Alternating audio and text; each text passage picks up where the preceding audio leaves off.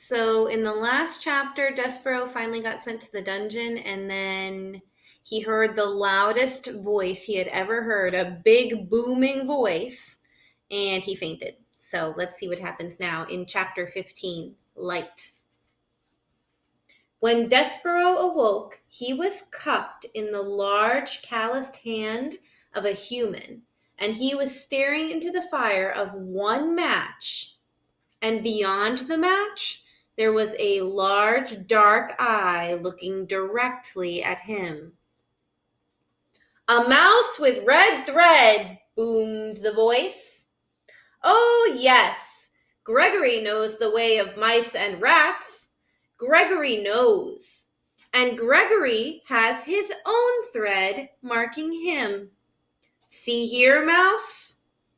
And the match was held to a candle, and the candle sputtered to life, and Despereaux saw that there was a rope tied around the man's ankle. "Here is the difference between us. Gregory's rope saves him, and your thread will be the death of you." The man blew the candle out, and the darkness descended, and the man's hand closed more tightly around Despereaux, and Despereaux felt his beleaguered heart start up at a crazy rhythm of fear. "Who are you?" he whispered. "The answer to that question, Mouse, is Gregory. You are talking to Gregory the jailer, who has been buried here keeping watch over this dungeon for decades, for centuries, for eons, for eternities. You are talking to Gregory the jailer, who, in the richest of ironies, is nothing but a prisoner here himself." "Oh," said Despereaux. May I get down, Gregory?"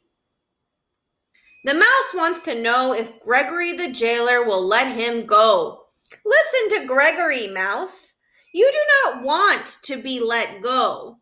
Here in this dungeon, you are in the treacherous dark heart of the world. And if Gregory was to release you, the twistings and turnings and dead ends and false doorways of this place would swallow you for all eternity." Just a minute, let me get that.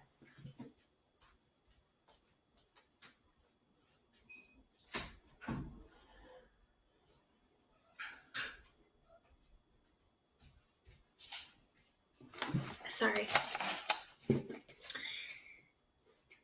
"Only Gregory and the rats can find their way through the maze. The rats because they know, because the way of it mirrors their own dark hearts.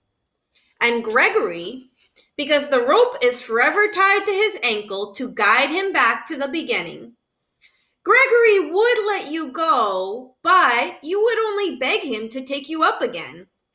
The rats are coming for you, you see." "They are?" "Listen," said Gregory. "You can hear their tails dragging through the muck and filth. You can hear them filing their nails and teeth. They are coming for you. They are coming to take you apart, piece by piece." Despereaux listened, and he was quite certain that he heard the nails and teeth of the rats, the sound of sharp things being made sharper still. "They will strip all the fur from your flesh and all the flesh from your bones. When they are done with you, there will be nothing left except red thread and bones. Gregory has seen it many times. The tragic end of a mouse." "But I need to live," said Despereaux. "I can't die." "You cannot die. Ah, that is lovely. He says he cannot die." Gregory closed his hand more tightly around Despereaux. "And why would that be, Mouse? Why is it that you cannot die?" "Because I'm in love. I love somebody, and it is my duty to serve her." "Love," said Gregory. "Love. Hark you. I will show you the twisted results of love. Another match was struck. The candle was lit again, and Gregory held it up so that its flame illuminated a massive, towering, teetering pile of spoons and kettles and soup bowls. Soup bowls. Look on that, mouse, said Gregory. That is a monument to the foolishness of love. What is it? Asked Despereaux. He stared at the great tower that reached up, up, up into the blackness.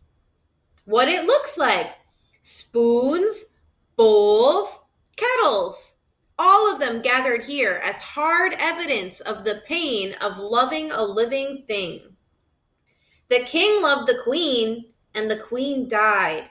This monstrosity, this junk heap, is the result of love. I don't understand, said Despereaux.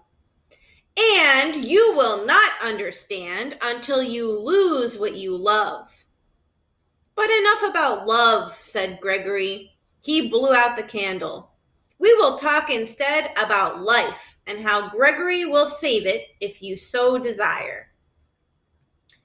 Why would you save me? Despereaux asked. Have you saved any of the other mice? Never, said Gregory. Not one.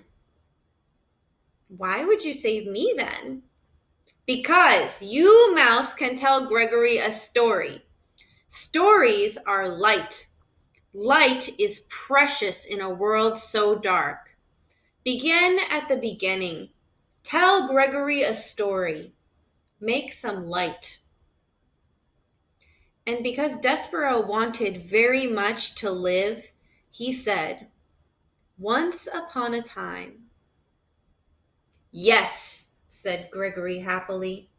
He raised his hand higher and then higher still, until Despereaux's whiskers brushed against his leathery, time-worn ear. Go on, mouse, said Gregory. Tell Gregory a story. And it was in this way that Despereaux became the only mouse sent to the dungeon whom the rats did not reduce to a pile of bones and a piece of red thread. It was in this way that Despereaux was saved. Reader, if you don't mind, that is where we will leave our small mouse for now. In the dark of the dungeon, in the hand of an old jailer, telling a story to save himself. It is time for us to turn our attention elsewhere. Time for us, reader, to speak of rats, and one rat in particular. End of the first book. So one thing you haven't learned yet about this book is that it's split into parts, sort of, but they call each part its own book. So if you'll remember correctly, the first book was called A Mouse is Born. The next book, it's the same story, but they're calling it a second book, is called Book the Second, Chia Raskoru, which is a new character that we're going to encounter, and I will pick up there tomorrow.